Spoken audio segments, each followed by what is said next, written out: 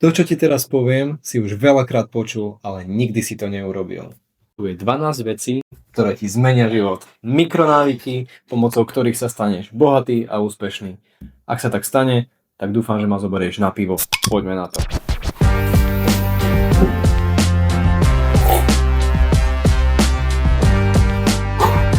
Číslo 1. Cash flow.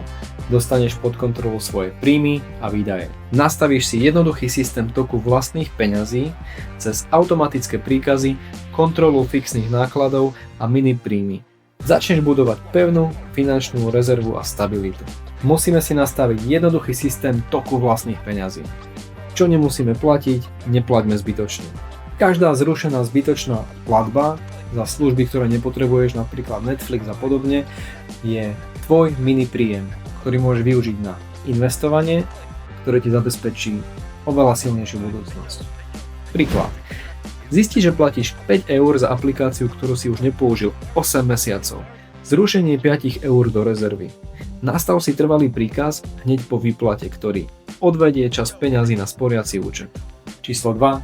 Spánok je tvoj najlacnejší biohack. Vďaka pravidelnosti, svetlu, tichu a jednoduchým rituálom sa stane nočnou dobíjačkou pre zdravie, energiu a dobrú náladu. Spánok nepotrebuje žiadne drahé suplementy, nepotrebuje žiadne prístroje alebo nejaké merače, stačí ti len pravidelnosť a disciplína. Kľúčom k tomu, aby sa spánok stal nočnou dobíjačkou pre zdravie, energiu a dobrú náladu, je súbor jednoduchých opatrení. Zameraj sa na pravidelnosť. V rovnakom čase choď spať, v rovnakom čase choď vstávať. Pracuj so svetlom.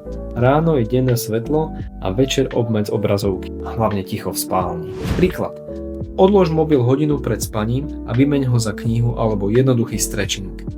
Ak máš problém s hlukom, zváž štuple do uší. Ideálne podmienky sú ticho, tma a chlad. Z vlastnej skúsenosti odporúčam spaciu masku. Tá vám zabezpečí 100% tmu a ráno sa zobudíte ako ryba. Číslo 3. Jedlo. Je to stabilný zdroj energie a hlavne imunity. Cieľom je zistiť, čo môžem jesť. Spraviť si merania aj na základe laboratórnych skúšok a testov, pridať jednoduché pravidlá.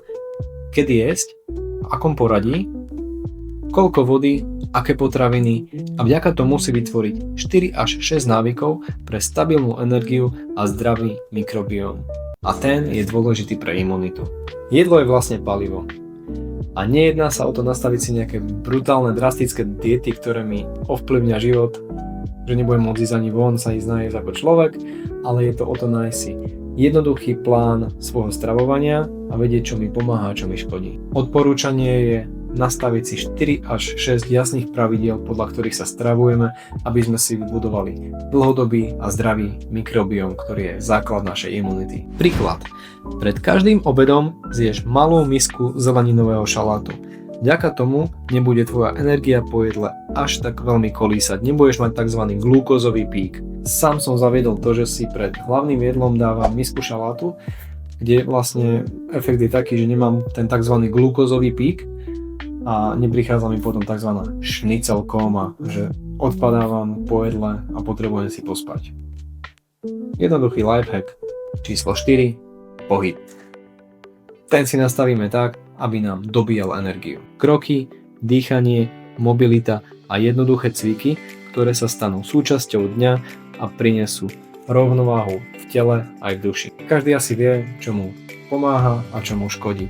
A dôležité je nastaviť si pohyb tak, aby energiu dodával a nie ju bral. Nehovoríme o drine, ale o integrácii do života. Základ tvoria kroky. Každý deň aspoň 8 až 10 tisíc. Vedomé, hlboké dýchanie a mobilita. Rozsah pohybu. Ide o jednoduché cviky, ktoré sa stanú súčasťou dňa a prinesú rovnováhu v tele aj v mysli. Príklad. Namiesto eskalátora použiješ schody.